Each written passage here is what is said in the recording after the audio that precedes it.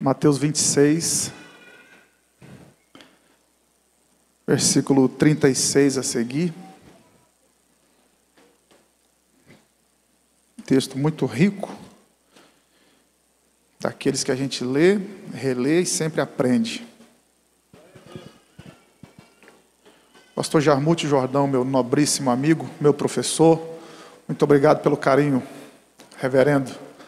Deus te abençoe. Obrigado pelo carinho, amigo, pelo convite. Desculpe a minha displicência ao telefone, mas realmente foi um momento bem ímpar. Mas agora já está tudo ok. Obrigado pela amizade. Deus te abençoe. Retribua todo esse carinho. Eu disse aqui na terça-feira, somos amigos há mais de 10 anos. E o pastor Jarmute sempre, nas igrejas por onde ele passou, me levou. E eu sou muito grato a Deus pela vida dele, pela amizade. E também sempre aprendo muito com o pastor Jarmute. Um dos melhores pregadores que eu conheço é o pastor Jarmute, um mestre na palavra. E conversar com ele é sempre muito edificante, sempre aprendo muito, muitíssimo mesmo. E hoje não foi diferente. Obrigado, amigo. Rever a irmã Débora, Deus abençoe, os filhos cada vez maiores. Glória a Deus pela vida dessa família. Glória a Deus pela vida do pastor Diego também. Deus te abençoe, amigão. Um privilégio revê-lo. O Senhor e a sua casa, os demais amigos pastores aqui. Que Deus vos recompense por todo o carinho. Vocês sempre me recebem aqui. Confesso que estou muito aquém de merecê-lo, mas Deus os abençoe. Deus abençoe toda a igreja. Eu ainda vou morar em Curitiba. Essa cidade é top. Eu amo essa cidade. Se eu vier congregar aqui, vou ficar lá na portaria vigiando os carros, distribuindo envelope aqui com os diáconos, que são alto nível também. Reaprender aos pés do pastor Jarmute. Mateus 26, pessoal, aliás, desculpa rapidinho, muita gente mandou recado para mim, muita gente não, alguns irmãos mandaram recado via rede social, perguntando sobre os livros. Me perdoem, eu não trouxe, porque dos livros que eu tenho, a maioria deles acabaram, dos títulos, acabaram, eu tinha muito pouco lá, e são títulos que eu já trouxe aqui, então julguei que a maioria dos irmãos já os tivesse, e então eu estou sem material, e essa questão da pandemia, as editoras, as gráficas, faltando às vezes a matéria-prima para fazer, então está tudo muito complicado, mas na próxima feita prometo trazer, tá bom? Algum material, me perdoem também por isso. Mateus 26, a partir do versículo 36, vocês me conhecem, sabem que eu gosto de fazer uma leitura extensa, não vai ser diferente hoje. Você acompanha aí, e eu leio aqui ao microfone, usando a versão Almeida, revista e corrigida. Diz assim: Então, chegou Jesus com eles a um lugar chamado Getsêmane, e disse aos seus discípulos: Assentai-vos aqui, enquanto eu vou além orar. E levando consigo Pedro e os 2 filhos de Zebedeu, no caso Tiago e João, começou a entristecer-se e a angustiar-se muito. Então lhes disse: A minha alma está cheia de tristeza até a morte. Ficai aqui e vigiai comigo. Indo um pouco adiante, prostrou-se sobre o seu rosto, orando e dizendo: Meu Pai, se é possível, passa de mim este cálice. Todavia, não seja como eu quero, mas como tu queres. E voltando para os seus discípulos, achou-os adormecidos e disse a Pedro: Então nem uma hora pudeste vigiar comigo? Vigiai e orai para que não entreis em tentação. Na verdade, o espírito está pronto, mas a carne é fraca. Indo segunda vez, orou, dizendo: Meu Pai, se este cálice não pode passar de mim sem eu o beber, faça-se a tua vontade. E voltando, achou-os outra vez adormecidos, porque os seus olhos estavam carregados. E deixando-os de novo, foi orar pela terceira vez, dizendo as mesmas palavras. Então chegou junto dos discípulos e disse-lhes: Dormi agora e repousais. Eis que é chegada a hora, e o Filho do Homem será entregue nas mãos dos pecadores. Levantai-vos, partamos, eis que é chegado o que me trai. Estando ele ainda a falar, eis que chegou Judas, um dos 12, e com ele grande multidão, com espadas e porretes, vinda da parte dos príncipes dos sacerdotes e dos anciãos do povo. E o traidor tinha-lhes dado um sinal, dizendo: O que eu beijar é esse, prendei-o. E logo aproximando-se de Jesus, disse: Eu te saúdo, Rabi, e beijou-o. Jesus, porém, lhe disse: Amigo, a que vieste? Então, aproximando-se eles, lançaram mão de Jesus e o prenderam. E eis que um dos que estavam com Jesus, estendendo a mão, puxou da espada e, ferindo o servo do sumo sacerdote, cortou-lhe uma orelha. Então Jesus disse-lhe: mete no seu lugar a tua espada, porque todos os que lançarem mão da espada, a espada morrerão. Ou pensas tu que eu não poderia agora orar a meu Pai, e que ele não me daria mais de 12 legiões de anjos? Como, pois, se cumpririam as escrituras que dizem que assim convém que aconteça? Então disse Jesus à multidão: Saíste como para um salteador, com espadas e porretes para me prender? Todos os dias me assentava junto de vós, ensinando no templo, e não me prendeste. Mas tudo isso aconteceu para que se cumpram as escrituras dos profetas. Então todos os discípulos, deixando-o, fugiram. Amém e amém. Irmãos, na terça-feira que eu falei sobre o momento do Calvário, falei sobre a entrega de Jesus, o sacrifício de Jesus por nós, até porque era culto de ceia, e eu fiz questão de trazer o assunto. E quando a gente para pensar sobre o sacrifício de Jesus por nós, sobre a entrega de Cristo por nós, o que vem à nossa mente? Falar sobre o sacrifício de Jesus. O que vem à sua mente quando você lembra desse episódio?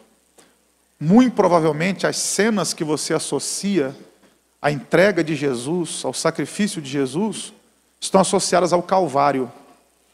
Claro que eu não farei isso aqui, é hipotético, mas se eu convidasse alguém aqui e desse o microfone à sua mão e dissesse: fale alguma coisa sobre o sacrifício de Jesus, muito provavelmente você falaria sobre o quê? Sobre Jesus sendo trocado por Barrabás. Você falaria sobre o açoite que ele tomou, falaria sobre o sirineu ajudando com a cruz, falaria sobre os cravos, sobre os espinhos da coroa, falaria sobre a lança que o traspassou, falaria sobre a própria cruz, sobre a zombaria ao pé da cruz, sobre o brado, está consumado, o tetelestai no grego. Onde eu quero chegar com isso? É que nós sempre associamos a entrega de Jesus ao Calvário. Mas quando nós paramos para analisar o contexto daquele momento, a gente percebe que a entrega de Jesus por nós não começou no Calvário. Ela culminou no Calvário. O ápice foi o Calvário. Mas a entrega, o sacrifício de Jesus, a angústia, a dor no nosso lugar, já começou às vésperas do Calvário, naquela madrugada de quinta para sexta-feira, no jardim do Getsêmani. Por quê? Porque Jesus não sofreu só no Calvário. Quando nós olhamos para o Getsêmani, foi lá que ele foi traído, foi lá que ele foi manietado, foi lá que ele foi desprezado, foi lá que ele começou a ser humilhado, foi no Getsêmani que ele suou sangue, foi no Getsêmani que ele fez a oração: se possível, passa de mim este cálice.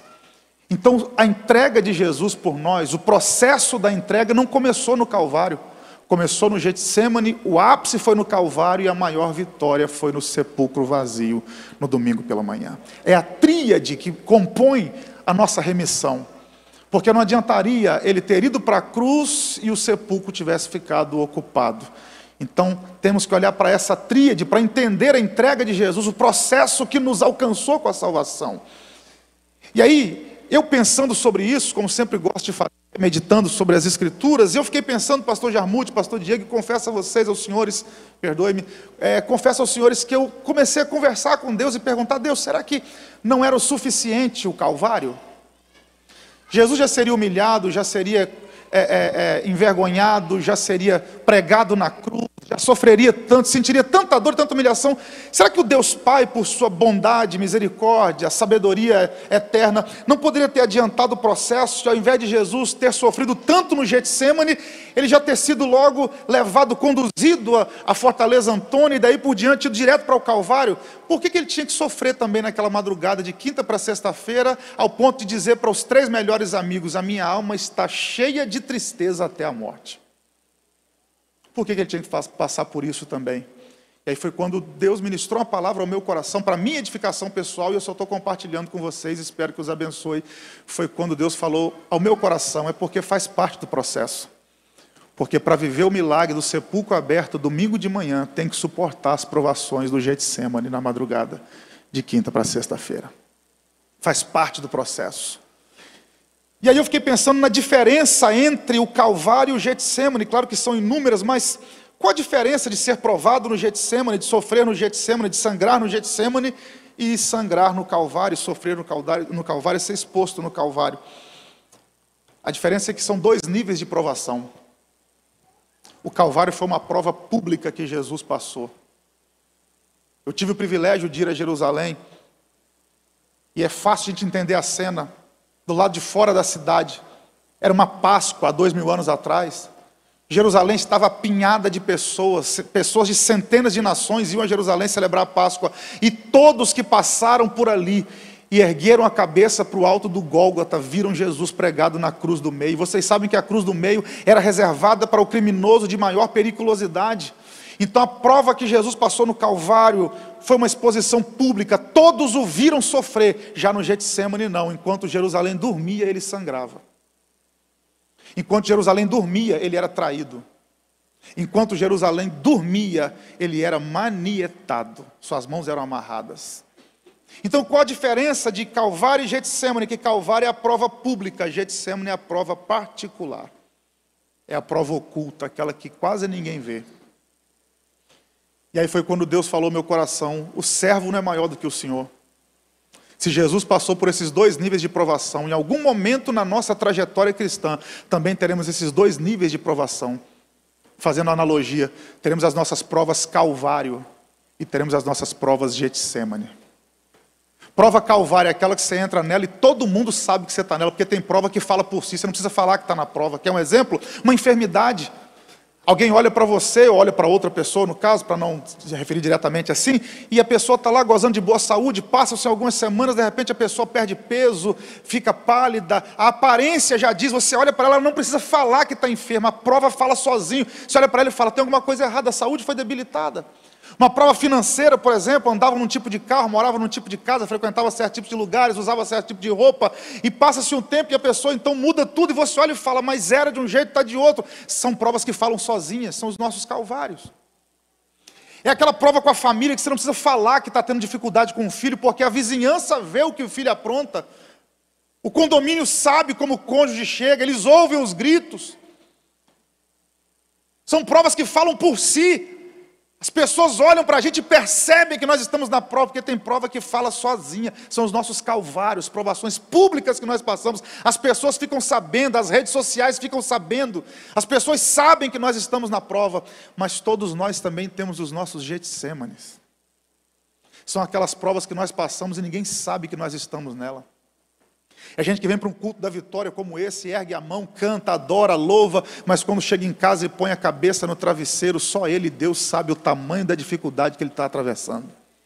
O que é a prova Getsemane, pastor? Aquela prova que a mãe deixa para chorar debaixo do chuveiro, para a lágrima misturar com as águas e a família não vê que ela está chorando. O que é a prova Getsemane, pastor? Aquela prova que o pai deixa para chorar no volante do carro, indo para o trabalho, porque ele está sozinho, não tem mais ninguém com ele nesse momento. O que é a prova Getsemane? Aquele problema tão constrangedor que te falta coragem de marcar um gabinete e abrir o coração com o seu pastor, porque é constrangedor o que você está passando. Todos nós temos os nossos Getsêmanes particulares. Provas que nós passamos e que muitas vezes as pessoas não têm ideia de que nós estamos nela. E talvez eu tenha vindo pregar para alguém aqui nessa noite de quinta-feira que está atravessando o seu Getsêmane particular. E Deus me trouxe aqui para dizer, faz parte do processo, aguenta firme. Porque quem suporta o Getsemane vive o milagre do sepulcro aberto no domingo de manhã. Faz parte do processo. E todo mundo aqui sabe, o vosso pastor já vos ensinou, os outros pastores também que passaram por aqui, muito provavelmente já citaram. Getsemane não é o jardim completo. Getsemane é um lugar à parte no Monte das Oliveiras, onde se espremia a azeitona, apertava, se prensava a azeitona para se extrair o azeite. Então o Getsemane é um lugar de se prensar, de se apertar a azeitona para extrair o melhor dela, que é o azeite. Então o Getsemane é um lugar de ser prensado, de ser apertado. Dificilmente eu dou tema às minhas mensagens. Tenho dificuldade para isso. Mas eu quero dar um tema a essa mensagem aqui essa noite. Qual é? Aguenta a pressão. Vou repetir, aguenta a pressão. Porque tem gente aqui sendo pressionada em várias áreas da vida, só não abrir o coração ainda. E Deus trouxe aqui para dizer, aguenta a pressão, porque faz parte do processo. Aguenta essa pressão. E aí, quais as lições que nós podemos extrair do Getsemane? Eu separei algumas aqui no texto que nós lemos. Porque talvez alguém está me ouvindo aqui, enquanto eu faço dou essa abertura aqui na palavra, e as aplicações serão rápidas, fiquem tranquilos. Você está aí fazendo uma pergunta: por que Deus permite o Getsemane? O que eu tenho a aprender com o Getsemane? Vamos usar o texto que nós lemos aqui como exemplo, extrair algumas lições. Para começar, olha o verso 36 e o 37. Então chegou Jesus com eles a um lugar chamado Getsemane, ou Getsemane, também a pronúncia não é errada, e disse aos seus discípulos: assentai-vos aqui enquanto eu vou além orar. E levando consigo Pedro e os dois filhos de Zebedeu, Tiago e João, começou a entristecer-se e angustiar-se muito, e para esses três, Pedro e os dois filhos de Zebedeu, ele disse: a minha alma está angustiada até a morte. E ele deixa aqueles três e vai mais adiante sozinho, e ele faz uma oração ao Pai: se possível, passa de mim este cálice, mas todavia seja feita a tua vontade e não a minha. Por que Deus permite o Getsemane? Vamos aprender com isso aqui. Para começar, no contexto, no capítulo 26, Judas havia se levantado da mesa da ceia, no cenáculo, e havia ido trocar Jesus, ou vender Jesus pelas 30 moedas. Então, quando Jesus vai para o Getsemane, ele não vai com os 12, ele vai com 11. Ele vai com 11. Judas não vai lá. Primeira lição que eu aprendo: Judas nunca entra na prensa comigo. Por que Deus permite a prensa? Para mostrar, para revelar quem é Judas e quem não é. Sabe quando é que Judas entrou na prensa? Depois que colocou as 30 moedas no bolso. Aí ele foi lá entregar quem era Jesus. Porque tem gente que só entra na prensa contigo depois que lucrar alguma coisa.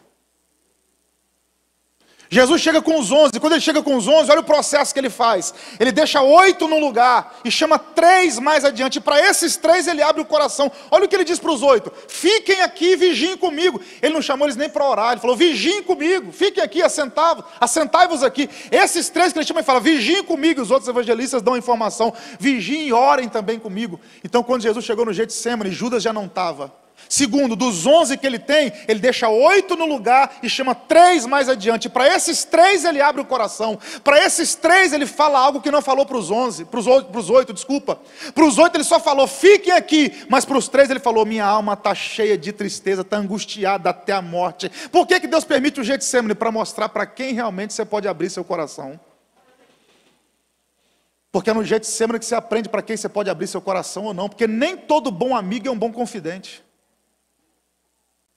Nem todo amigo bem intencionado é um bom confidente. Leia o contexto depois de João capítulo 15. Jesus está no cenáculo com eles antes de ir para o Getsemane. E ele vira para esses 11, para esses 12 e fala assim: eu não chamo mais vocês de servos. Agora vocês são meus amigos. Então todos que estão no Getsemane com ele são o quê? Amigos. Mas dos 11 amigos ele chama 3 para abrir o coração. Por quê? Porque nem todo amigo está preparado para ouvir tudo que vai sair da sua boca. E é na prensa que a gente descobre para quem a gente pode abrir o coração. Jesus falou: desses 8 aqui, eu não quero que vocês me ouçam, eu quero só que vocês me façam companhia. Fiquem aqui. Porque tem gente que quando você está na prova, ele não precisa falar nada, a presença dele já revela que ele é seu amigo. Eu me lembro que eu fui no funeral, no enterro, na verdade, de um pai de um amigo alguns anos atrás, trabalhávamos juntos, há mais de 16 anos atrás. O pai dele sofreu um acidente automobilístico e faleceu, e eu fui no enterro. E chegando lá, ele era muito próximo a mim, frequentava a minha casa, e eu a casa dele, e o funeral foi rolando, levaram para a cova, e as pessoas foram indo embora, e quando eu dei por mim, estava eu e esse amigo, e sabe aquele dia que você não vê um texto na cabeça, não vê uma palavra, o momento era triste, eu estava triste, falei: eu não sei o que dizer para ele. Quando ele se aproximou de mim, eu falei: amigo, me perdoe, eu não sei o que falar para você nessa hora. Ele falou: Renan, não precisa falar nada, a sua presença já disse tudo. É Jesus com esses 8 aqui, ó, não precisa fazer nada, só fiquem aqui. A presença de vocês já é o suficiente para eu saber que vocês são amigos. Fiquem aqui. Mas para esses 3 aqui eu vou abrir meu coração. Ele vira para os 3 e fala: minha alma está cheia de tristeza até a morte. Você vê que essa noite, além de ser uma noite de vitória, uma noite profética, Deus vai mostrar para você para quem você pode abrir seu coração.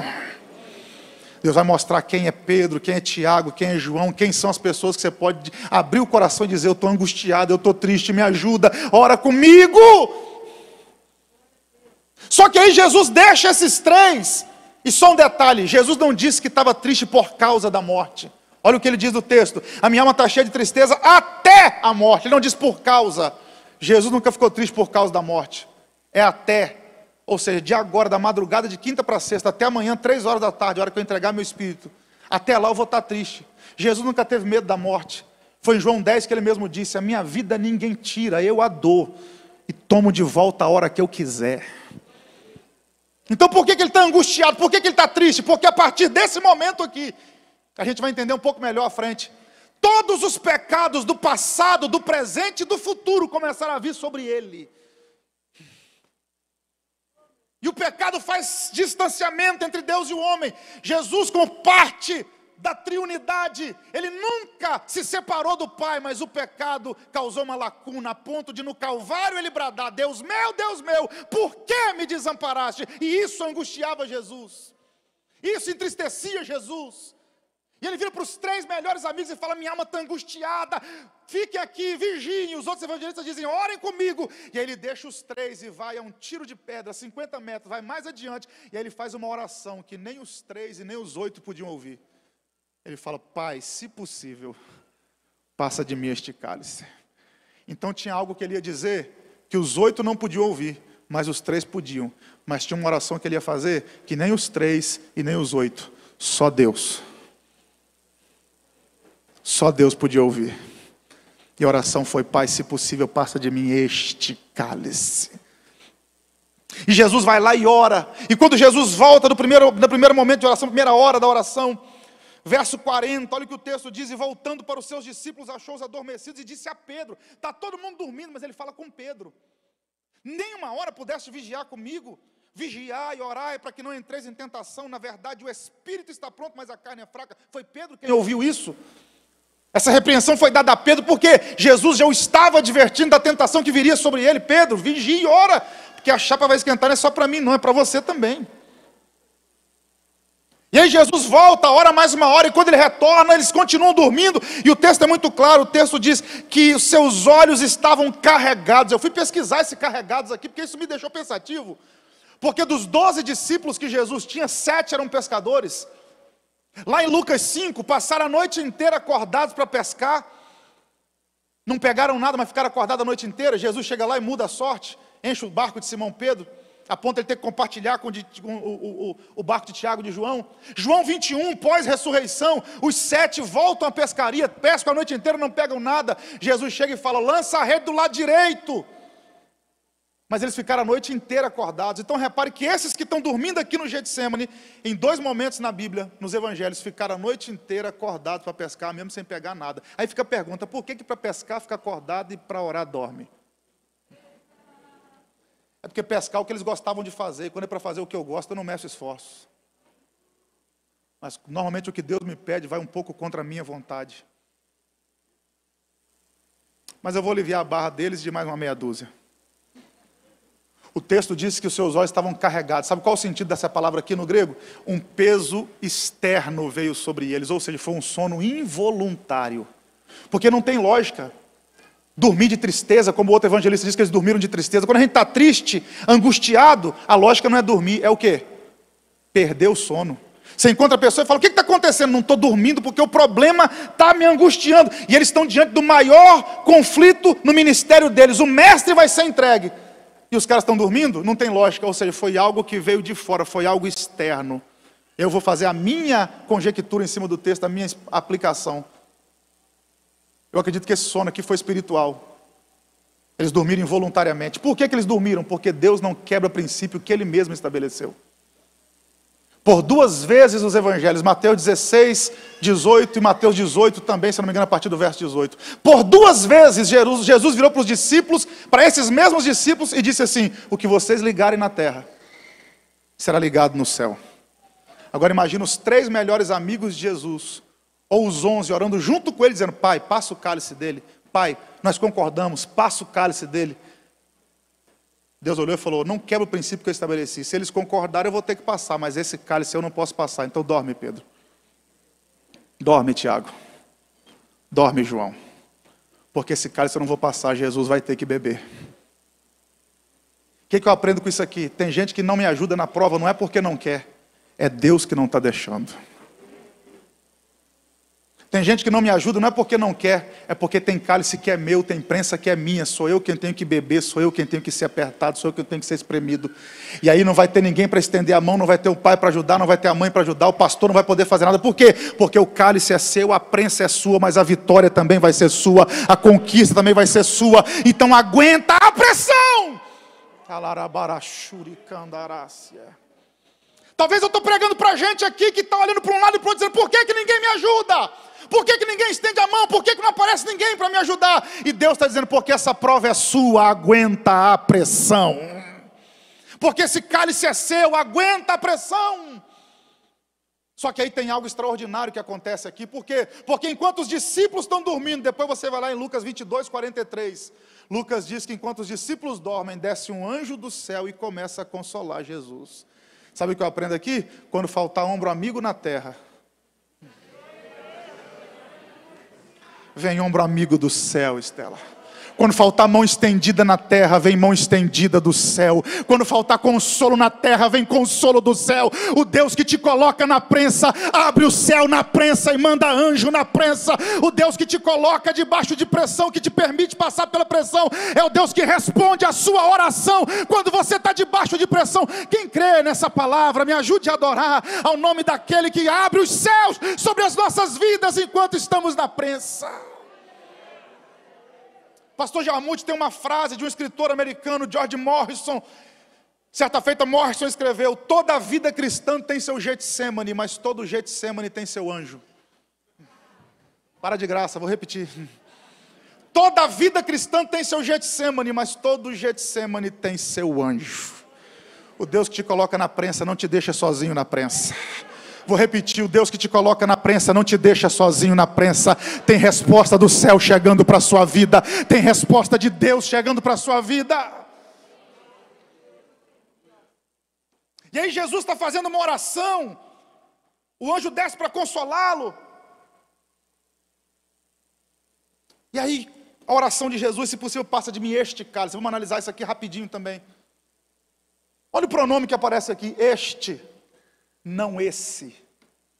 Qual a diferença? Simples demais. Esse copo, eu uso o pronome esse quando aponto para algo que está longe. Na minha mão, este copo. Quando Jesus está orando: se possível, passa de mim este cálice, ele não está falando de algo distante. Ele está falando de algo que no mundo espiritual estava diante dele. Pai, passa de mim este cálice. E que cálice é esse que Jesus está pedindo para o Pai passar?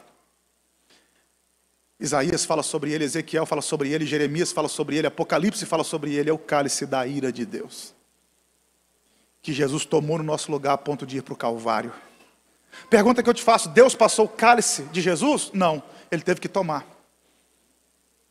É uma analogia. Deus não passou o cálice de Jesus. Mas o que é mais interessante de pontuarmos aqui é o que acontece no contexto anterior. Mateus 26, no 28, Jesus está reunido com os discípulos no cenáculo. Ele pega o cálice e diz assim, antes de ir para o Getsemane, ele fala: este cálice é o cálice da nova aliança no meu sangue. Bebam ele em memória de mim, todas as vezes que vocês se juntarem. Já parou para prestar atenção no que Jesus fala? Este cálice é o cálice da nova aliança, comunhão, relacionamento. O cálice da comunhão era de Jesus com o Pai. O cálice da ira era do Pai para a gente. Aí Jesus falou: o meu cálice da comunhão eu dou para vocês. E o cálice que era de vocês,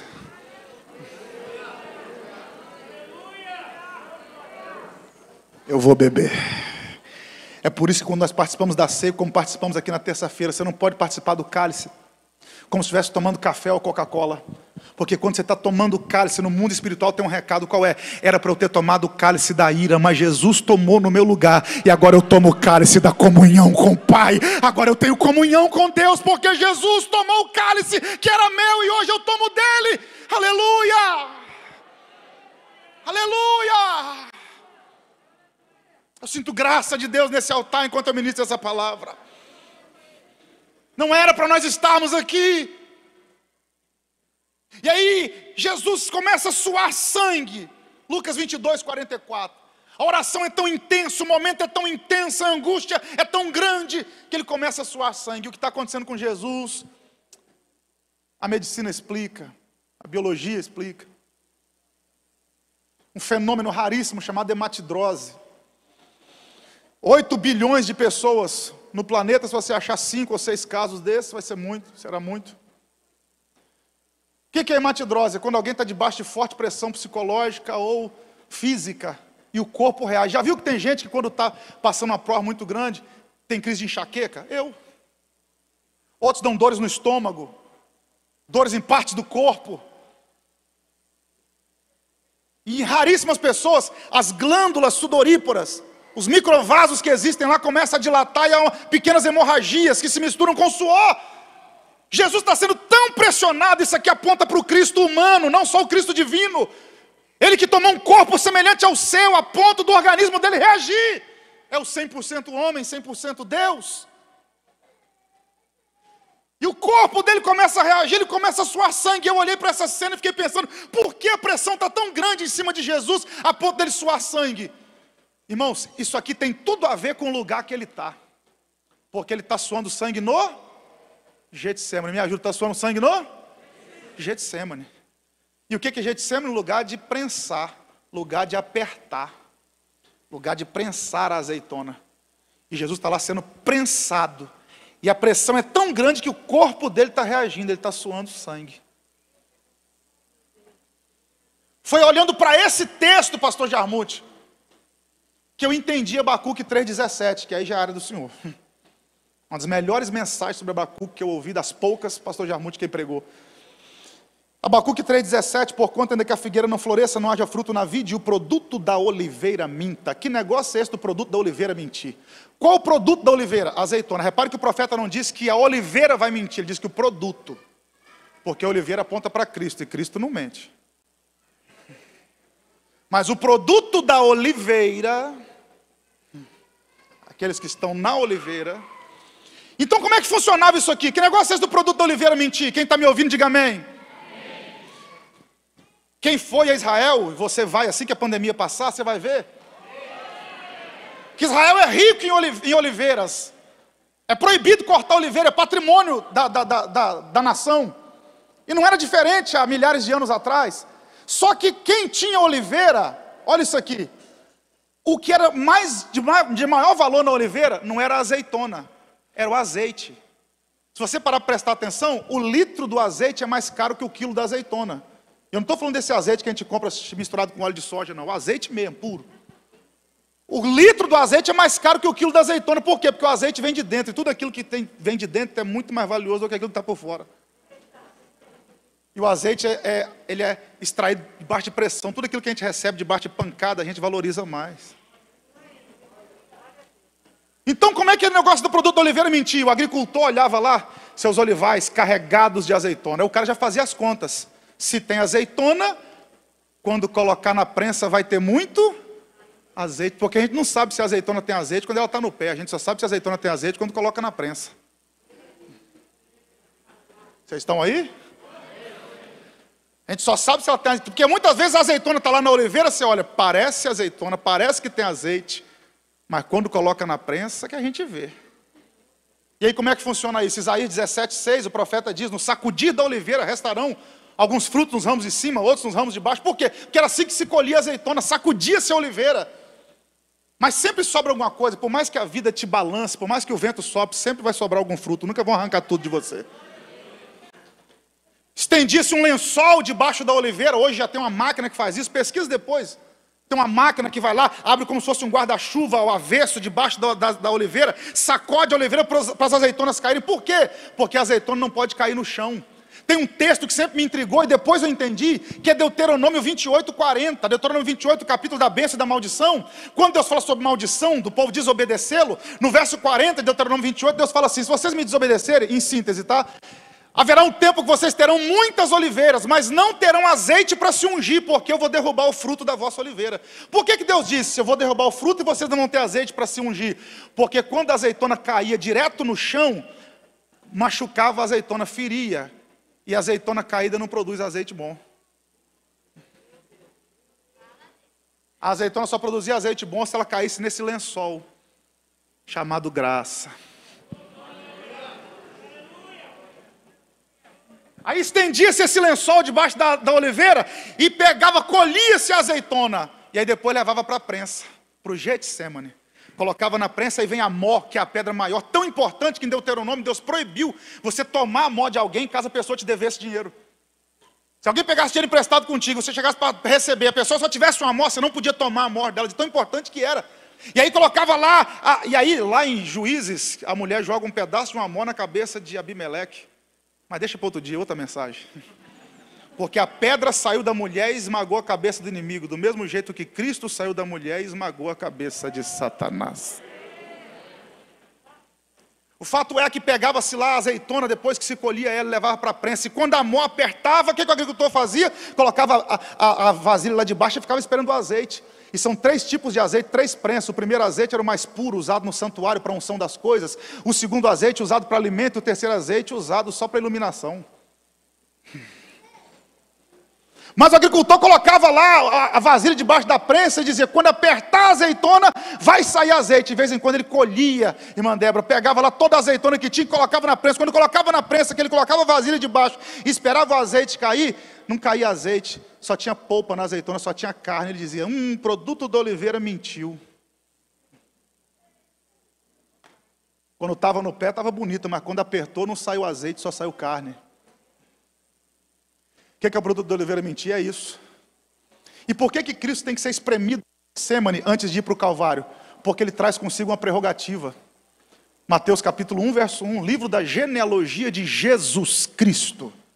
Cristo não é o sobrenome dele, você sabe disso. Cristo no grego, ungido, Machia no hebraico, ungido, Messias no português, ungido. E não dá para separar na Bíblia unção de azeite. Um é símbolo do outro. Por que Jesus tinha que ir para a prensa antes de ir para o Calvário? Porque um falso ungido, um falso Cristo não ia aguentar a pressão. Não ia sair azeite, só ia sair carne. Então ele está sendo espremido para quê? Para mostrar que a unção dele não é de mentira. Porque a primeira mensagem que ele pregou lá em Nazaré, na sinagoga, foi: o Espírito do Senhor está sobre mim e ele me ungiu.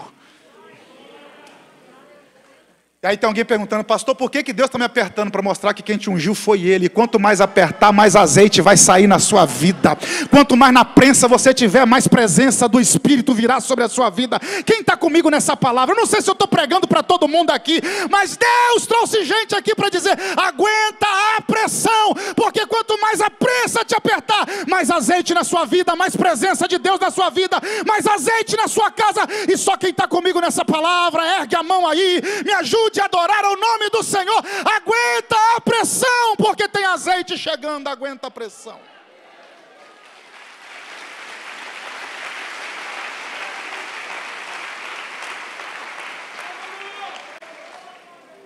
Porque quem não tem uma fé alicerçada, quem não vive um evangelho de verdade, quando a prensa aperta, ele desiste, não sai azeite, só sai carne.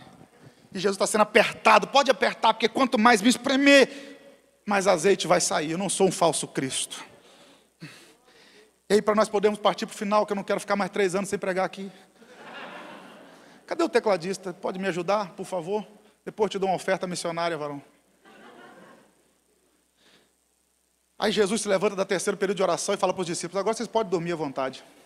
O traidor está entrando no jardim, chegou a hora do Filho do Homem ser entregue na mão dos pecadores. E aí, Jesus vai ser traído por Judas. Vocês leram comigo o texto, e o traidor tinha dado um sinal dizendo, que eu beijar esse, o pastor estava falando sobre esse episódio ali dentro do gabinete agora há pouco. Mas eu vou pular esse aqui para a gente poder adiantar. E Judas então se aproxima no verso 49, beija Jesus e diz, eu te saúdo, Rabi. Aliás, primeiro diz, eu te saúdo, Rabi, e depois beija. E no verso 50 tem uma pergunta enigmática que Jesus faz a Judas. Jesus vira para Judas e fala, amigo, aqui vieste? Ora, Jesus sempre soube, desde lá do cenáculo, ele sabe, vai lá, o que tem que fazer, faça, vai lá. Ele sabia que ia ser traído por Judas, mas por que ele chama Judas de amigo? Porque a amizade tem muito mais a ver do que eu penso acerca do outro do que o que o outro pensa acerca de mim. Porque eu posso ser mais amigo de alguém do que a pessoa ser mais meu amigo. E é o que Jesus está fazendo aqui. Em outras palavras, ele está dizendo o seguinte, Judas, a minha consciência está limpa, eu não te fiz nada, então eu ainda posso te chamar de amigo. eu ainda te considero amigo. Agora sua consciência está tão pesada que você não pode me chamar de amigo. Você tem que dizer, Rabi, mestre. Jesus, o maior psicólogo que existiu, ele sabe onde vai. Mas nem assim a consciência de Judas sofre o start. Resultado, Jesus é manietado. Já pensou nisso aqui? Suas mãos são presas, ele é amarrado, ele é preso. As mãos que multiplicaram peixes e pães estão presas. As mãos que criaram o universo. As mãos que ressuscitaram mortos. As mãos que fizeram tanta coisa extraordinária agora estão manietadas no Getsemane. E aí nessa hora, aquela multidão entrando, a gente já vai ver isso melhor. De repente um dos discípulos mais ousado desembainha a espada e tenta defender Jesus, ferindo o servo do sumo sacerdote. Olha o que o texto diz. Um dos que estavam com Jesus, Mateus não diz quem é, estendeu a mão, a espada, puxou a espada, feriu o servo do sumo sacerdote, Mateus não diz o nome, e falou, cortou uma orelha. Mateus não diz qual orelha. Qual o segredo aqui, para a gente entender? Análise de contexto, contexto remoto. João vai dar informações, João vai completar as informações que Mateus não deu. O Evangelho de João, escrito no final do primeiro século, João dá as informações que Mateus não deu. Mateus diz que foi um discípulo, cortou a orelha do servo do sumo sacerdote, feriu o servo do sumo sacerdote, cortou uma orelha. João diz qual discípulo, qual o nome do cara que teve a orelha cortada e qual orelha foi cortada. E eu estava conversando com o pastor Jarmuth, desculpe, estou citando ele toda hora, é por conta da interação que nós tivemos antes do culto, e por conta da amizade, lógico. Mateus mostra um Jesus no Getsemane, sofrendo, sendo traído, angustiado, triste, minha alma está cheia de tristeza até a morte. Mas João dá uma outra visão do Getsemane. João mostra um outro lado do Getsemane. Por quê? Porque enquanto Mateus mostra o Getsemane no lugar de ficar entristecido, de ser traído, de ficar angustiado, João mostra um Getsemane onde se derrota inimigos, onde se é triunfante, onde se é vencedor. Vamos ver isso melhor? Rapidinho, João capítulo 18. É o mesmo episódio, só que agora é João quem fala, João capítulo 18. Olha o relato de João, eu vou ler a partir do verso 2. João 18, verso 2. É o mesmo episódio do Getsemane, mas olha as informações que João dá. E Judas, e Judas que o traía, também conhecia aquele lugar, porque Jesus muitas vezes se juntava ali com seus discípulos. Presta atenção que tem uma informação importante aqui. Jesus não foi orar no Getsemane só porque ia para a cruz. O só aqui não é pejorativo não. Não diminuindo a importância do Calvário. Mas Jesus sempre ia orar ali. Então Jesus não orava só na prova, ele sempre teve uma vida de oração. Sempre teve uma vida de oração. Então ele vai lá com os discípulos, Judas já conhecia, verso 3. Tendo, pois, Judas recebido a corte e oficiais dos principais sacerdotes e fariseus, veio para ali com lanternas e achotes e armas. Sabendo, pois, Jesus todas as coisas que sobre ele haviam de vir, adiantou-se e disse-lhes, a quem buscais? Responderam-lhe a Jesus, o Nazareno. Disse-lhe Jesus, sou eu, e Judas que o traía também estava com eles. Quando, pois, lhe disse, sou eu, recuaram e caíram por terra. Tornou-lhes, pois, a perguntar, a quem buscais? Eles disseram, a Jesus, o Nazareno. Jesus respondeu, já vos disse que sou eu. Se, pois, me buscais a mim, deixai ir estes, para se cumprir a palavra que tinha dito, dos que me deste, nenhum deles perdi. Olha as informações que João dá e Mateus não dá. Então Simão Pedro, que tinha espada, desembanhou-a, feriu o servo do sumo sacerdote, cortando-lhe a orelha direita, e o nome do servo era Malco. Mas Jesus disse a Pedro, mete a espada na bainha, não beberei o cálice que o Pai me deu? Presta atenção nisso aqui. Mateus diz que foi um discípulo, se feriu o servo do sumo sacerdote, cortou a orelha. João diz, foi Pedro, o cara era Malco, e a orelha foi à direita. Mas antes disso aqui, vamos pontuar isso aqui para a gente poder entender a visão de João. João diz que Judas recebeu a corte de soldados. Uma corte romana é a 10ª parte de uma legião, 600. Não sei se a corte estava completa. Tinha 600 homens para prender Jesus. Não sei, mas não foi meia dúzia. Porque em Mateus 26, o que Jesus diz? Grande multidão. O que Mateus diz? Uma grande multidão, ou seja, foram centenas de homens armados prender Jesus. E olha a incoerência dos caras. O texto diz que eles acenderam lanternas para ir atrás de Jesus. Acenderam lanternas para achar a luz do mundo. Pegaram em armas para prender o príncipe da paz. Reuniram um pelotão para prender o Senhor dos exércitos. O que eu quero que você tenha em mente aqui? Judas está possesso por Satanás. 2 homens tiveram o coração possesso por Satanás. No Novo Testamento. Judas e Ananias. Diz que Satanás entrou no coração dos dois. E as 2 vezes que Satanás ocupou o coração de alguém foi por causa de dinheiro.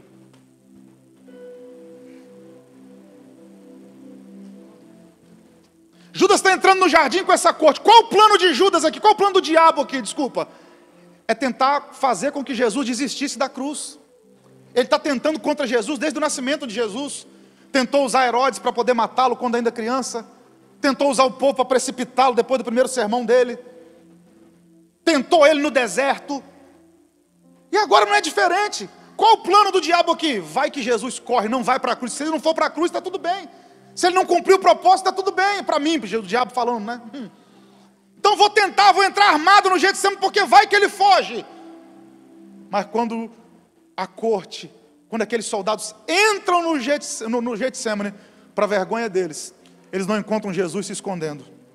O texto diz que Jesus, sabendo de todas as coisas que sobre ele haviam de vir, adiantou-se. Adiantar aqui não é adiantar o tempo, é tomar a dianteira da situação. O diabo está vindo pensando, vou colocar Jesus para correr. Ele se adianta porque já sabe de todas as coisas. Toma a frente e diz, está procurando quem? Porque o primeiro, Jesus é o segundo Adão. Paulo fala isso em 1 Coríntios 15. Jesus é o segundo Adão. O primeiro Adão se escondeu nas árvores do jardim. O segundo Adão sai de trás das árvores dizendo, está procurando quem? Está procurando quem? E o que é mais lindo aqui é que Jesus se adiantou, ele tomou a dianteira. Eu tenho uma palavra profética aqui nesse texto para alguém. Sabe esse plano que o diabo arquitetou contra a sua vida, contra o seu ministério? Por quê? Porque quando o diabo te vê na prensa, quando o diabo te vê no Getsemane, ele acha que você está fragilizado, ele acha que você vai desistir. Mas aí, para vergonha dele, Deus já tomou a dianteira da situação. Jesus já sabe de todas as coisas. Ei, eu quero declarar aqui que o melhor plano que o diabo tinha tramado contra a sua vida, Jesus já tomou a dianteira da situação, porque ele já sabe de todas as coisas. Jesus toma a dianteira da situação e diz, a quem buscais? Ele adiantou-se. Aí minha mãe que falava, né? Meu filho, quando o diabo vem com a farinha, Jesus já está com a polenta pronta há muito tempo. Aí responderam, Jesus perguntou, a quem vocês estão buscando? Eles responderam, a Jesus o Nazareno. João 18:5, disse-lhe Jesus, sou eu. E aí Judas estava no meio, e o verso 6 diz, quando pois lhes disse, sou eu, recuaram e caíram por terra. Jesus toma a dianteira e fala, está procurando quem? Jesus o Nazareno, sou eu.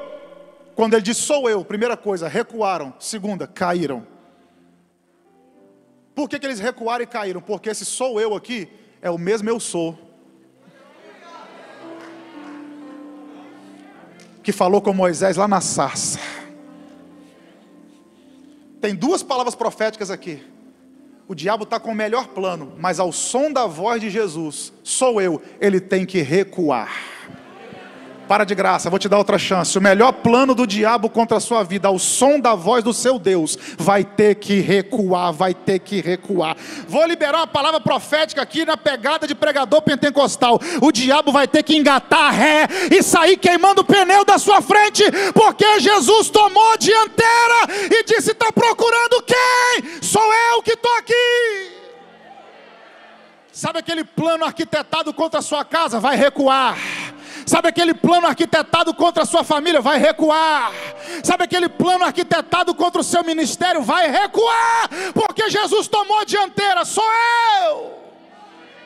Segunda palavra profética, não só recuar, o texto diz recuaram e caíram por terra. Você crê em palavra profética? O plano maior que o diabo tinha contra a sua vida, além de recuar, vai cair por terra. Não vai prosperar, não vai dar certo. Recuaram e caíram por terra. E aí, meu Deus, Jesus vira e diz assim, ele se recompõe, Jesus diz, a quem buscais? A Jesus o Nazareno. Verso 8, já disse que sou eu, se buscai pois a mim, deixai ir estes. O que Jesus está fazendo aqui, pastor Adão? Comprando a briga. Se o negócio é comigo, deixa eles, porque o diabo sempre foi assim. O diabo sabe que ele não pode atingir Deus. Deus é inatingível, o diabo não pode atingi-lo. Como o diabo não pode atingir Deus, ele tenta atingir quem Deus ama, eu e você. Só que Jesus toma a dianteira e fala, diabo, se o seu negócio é comigo, deixa ele. Deixa ela, o negócio é comigo. Você sabe que aqui a guerra é perdida, então deixa ele. Ei, Deus está dizendo aqui, comprei a sua briga, comprei a sua guerra, o negócio agora é comigo. Sou eu. Para que? O texto diz, para cumprir a palavra. Nenhum dos que o Senhor me deu eu vou perder. Guarde isso aqui. Se o diabo pensou que você ia se perder na prensa, Deus está te guardando. Você não vai se perder na prensa. E aí Pedro vai defender Jesus, vai cortar a orelha de Malco. E a gente sintetiza aqui e ora agora. Pedro desembainha a espada no meio desse alvoroço, no meio desse revés. Eu imagino meio que uma cena de Matrix no Getsemane. Porque o golpe foi para matar, era para cortar a cabeça. Então Pedro deu o corte assim na horizontal, não na vertical, não na horizontal. E quando Pedro vai dar o golpe, Malco dá aquela esquivada lá, Matrix. Brincadeira, irmão. E a orelha de Malco é decepada. E aí nós lemos Mateus 26, Jesus vira para Pedro e fala: mete no seu lugar a espada, coloca na bainha. Porque todo mundo que lança a mão da espada vai morrer pela espada. Jesus está na prensa e está ensinando. Gálatas 6,7. Pedro, tudo que o homem planta, ele colhe. Então guarda a espada. O problema é que muitas vezes quando nós estamos na prensa, a gente age igual Pedro. A gente quer desembainhar a espada e ferir o primeiro que aparece. A gente quer desforrar no primeiro. E Malco está lá cumprindo ordem. Quem está por detrás disso aqui é Judas e Anás e Caifás. Malco está ali cumprindo ordem. Mas Pedro falou, vou pegar o primeiro que aparecer. Aí Jesus diz, calma Pedro. E aí Jesus mostra a sua soberania e cura Malco mesmo sem ele ter pedido. Malco pediu para ter a orelha restaurada? Não. Mas Jesus colocou a orelha dele no lugar de novo. Por quê? Porque tem coisa que eu não preciso pedir. Ele sabe que eu preciso de restauração. Então tem coisa que você nem orou pedindo, mas ele sabe que precisa voltar para o lugar e vai colocar no lugar de novo. Getsemane não é só lugar de ser prensado, não é lugar de ser restituído também. E aí Jesus vira para Pedro e fala assim, vem cá Pedro, Mateus 26, a partir do 53. Pensas tu que eu não poderia agora orar a meu pai, que ele não me daria mais de 12 legiões de anjos? 12 legiões, 72 mil anjos. Cada legião, 6 mil anjos. Estava Jesus e mais 11, são 12. Por isso que ele fala 12 legiões. Pedro, se eu quisesse, eu orava agora, meu pai mandava 6 mil anjos para cada um de nós. Quem são esses caras aí, Pedro? Já pensou 6 mil anjos para defender cada um de nós? Eu estava conversando com o pastor Jarmute, o pastor Diego lá dentro, e estava falando sobre isso aqui. Quando eu li esse texto aqui, eu fiz as contas, baseado em Isaías 37, quando diz que um anjo passou no arraial de Senaqueribe e matou 185 mil. O anjo nem lutou, o anjo passou. E matou 185 mil. Eu fiz as contas. Se um anjo mata 185 mil, 72 mil anjos acaba com a população global atual, 8 bilhões de pessoas, 5 vezes. Para cada anjo, 185 mil, 72 mil anjos, acaba com a população global 5 vezes. Jesus diz, guarda a espada, Pedro. Se eu quisesse, eu pedia meu pai agora. Eu não ia sobrar ninguém nem para contar a história. Então, Pedro, guarda a espada. O que Jesus está dizendo para Pedro? Pedro, fica tranquilo, quem está no controle não é o diabo, sou eu. Pedro, fica tranquilo, quem está no controle não é Judas, sou eu.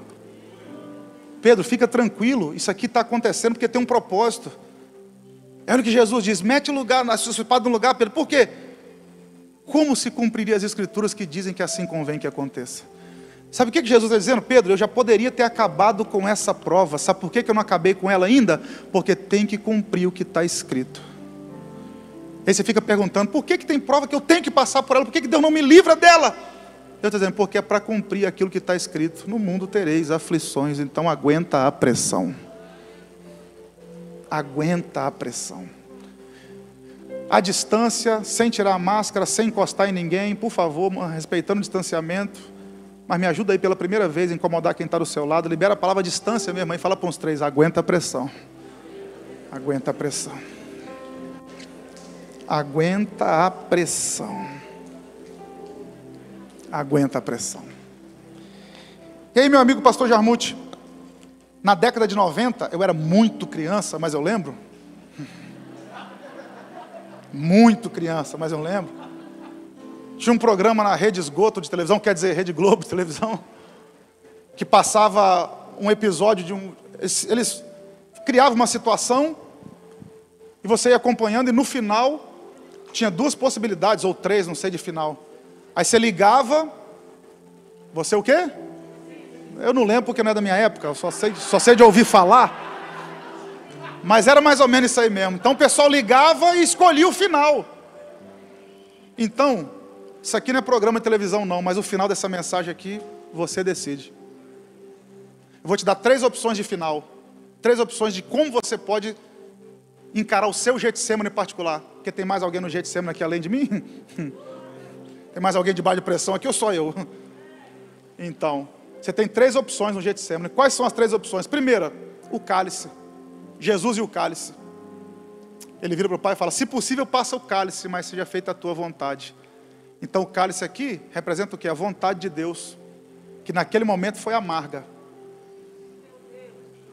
Naquele momento foi difícil, mas o resultado no domingo pela manhã foi um nome que estava acima de todo nome, que está acima de todo nome. Foi morte derrotada. Então tem vezes que vai ser difícil no presente, mas a vitória vai ser maior lá no futuro.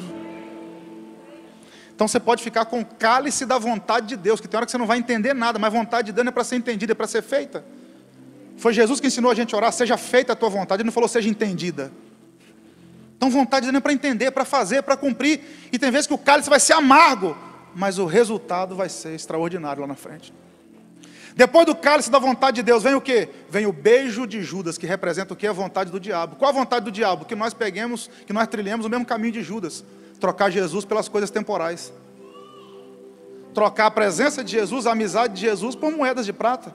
Todas as vezes que eu troco aquilo que Deus tem para mim pelas coisas do mundo, eu estou pegando o caminho de Judas, que é a vontade do diabo. Então o cálice representa a vontade de Deus, o beijo de Judas representa a vontade do diabo. O prazer é momentâneo, mas o arrependimento, o resultado, a gente sabe o resultado de Judas. Terceira opção, a espada de Pedro. O cálice é a vontade de Deus, o beijo de Judas é a vontade do diabo. E a espada de Pedro, a vontade da carne. Qual a vontade da carne? Faz do seu jeito, a sua maneira, vai lá, aplica o seu juízo, faz do jeito que você quer. Resultado disso aqui, todo mundo sabe o que aconteceu com Pedro. Se Jesus não tem muita misericórdia de Pedro, tinha pegado o mesmo caminho de Judas. Então você tem 3 opções. Você pode ficar com o cálice da vontade de Deus, o beijo da vontade do diabo ou a espada da vontade da carne. Como é que você vai reagir no Getsemane? Como é que você vai reagir no Getsemane? Vou te dar um conselho. Ele é amargo, mas vai valer a pena. Fica com o cálice da vontade de Deus. Deus abençoe sua vida, Deus abençoe sua casa, Deus abençoe sua família.